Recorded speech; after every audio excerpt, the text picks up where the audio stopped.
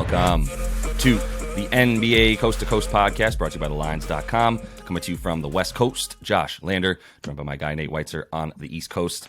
And it is Tuesday, and we are looking at player props here in the NBA, looking to turn things around. Struggled the last week and a half or so, but still pretty much over, getting plus money here on the season. So we will be back in due for tonight. In this one, there are about 5 games to choose from on Tuesday night. So make sure to like and subscribe to that page. Also got a couple other game videos up for you today. Also want you to head to thelines.com. That's where we have our great written content for you and our odds finder tool. You can use that to make sure you're getting the best juice back on all these bets you make in the NBA. Nate, let's go ahead and kick things off with your first player prop for tonight. Yeah, the Utah Jazz are on a revenge tour, except it's other people getting their revenge on them. Donnie Mitchell, 23 points in 3 quarters last night, and now we get Bojan Bogdanovic in his first matchup with his former team. His prop is to get 23 points as well, and I like that a lot more than I liked Mitchell to get 29 because of just the fear we had that Utah wouldn't be competitive on the road. They're 0-6 in their last 6 roadies, 125 defensive rating, allowing 120 in their last 3 games overall. They're allowing a league high 48% from deep. So I like Bogey, 23 points. I like him to hit 3 threes, which is near even money at FanDuel. He's been the man for Detroit, obviously, since Cade Cunningham was officially shut down for the season. In his last 4, 27.5 points per game on 31% usage.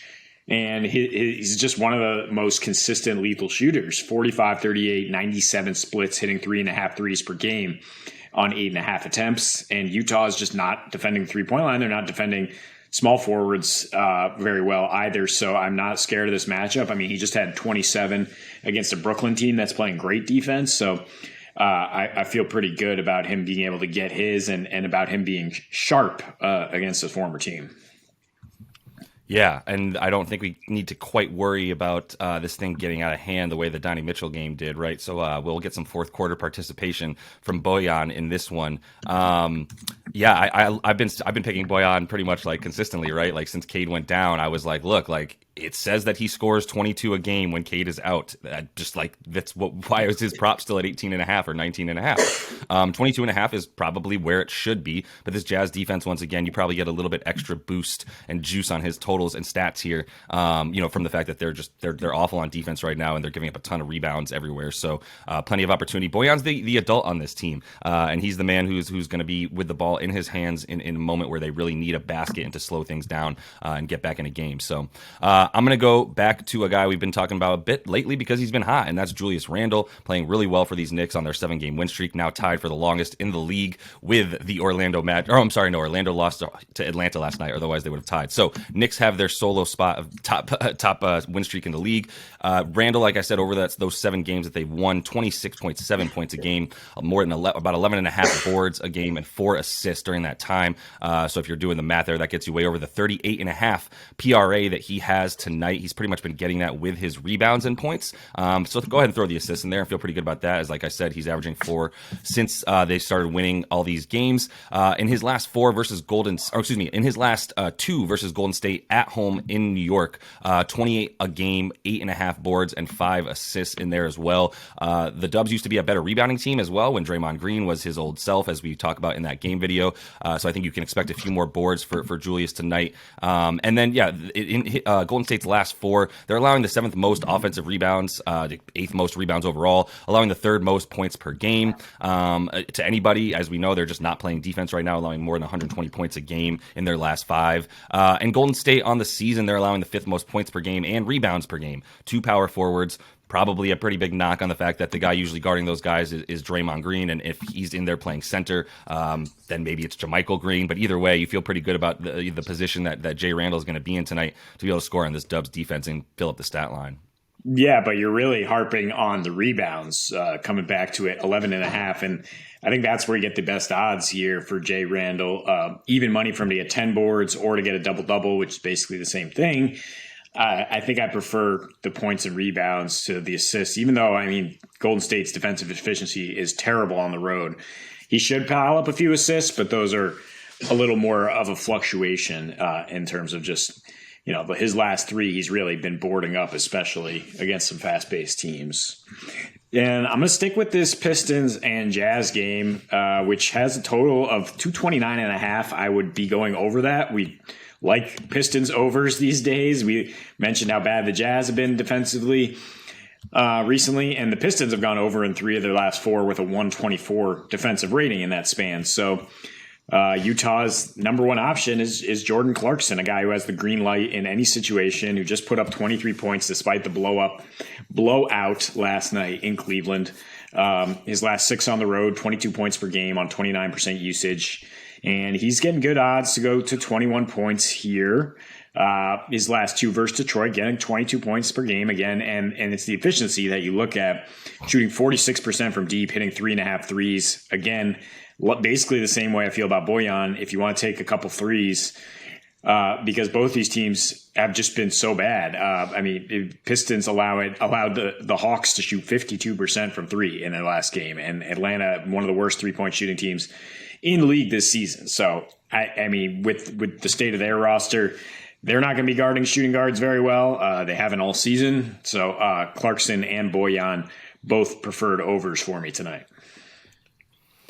Well, yeah, we're talking about points in that game. It seems pretty right on with a decently small slate too, and somewhat of a lack of options as we try to pick these player props with enough time ahead of these games to get this info out to you guys. So Jordan Clarkson and these 2 games are really sort of the best plays that we have for what we can kind of feel like we expect to be happening in this game. And that's a lot of points in that Detroit game. Probably points in that Golden State game as well. I think we like that for the Knicks and Golden State. But I am going to go with an under to finish things off from that game, as we've only got 2 games we're talking about here. But the Golden State Knicks game, back to that one, and Klay under in this one. He's at 22.5 points. Under in this one is actually minus 120 on DK for him to get less than 23 points.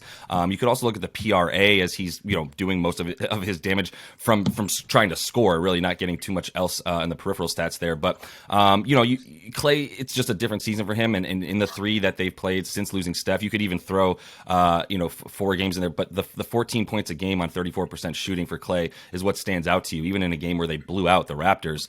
Still didn't really have a solid Klay performance there. An 87.9 individual offensive rating during that time. Only 3.7 boards and 2 assists as well. Not exactly known for diming, but you would maybe hope for a little bit more playmaking from Klay when Steph's not in. Faced New York twice since the injuries that he's had that we all know about as well. And in that time frame, 18.5 points a game, 5 boards, and 3.5 assists, all on a 25% usage rate. He's shot pretty well at times from decent from 3 as well at 37%, and 3.5 of those made against New York as well. But just not quite the same. You look at what New York's been doing in their last 7 games. We talked about it in the game video. 27.5% is what opponents are shooting from deep for them. They're also number 1 in limiting points in the paint. So there's really nowhere to score on them. They've got a 91 defensive rating in their last 7 for a reason. So they're allowing the 6. I do like their defense down low.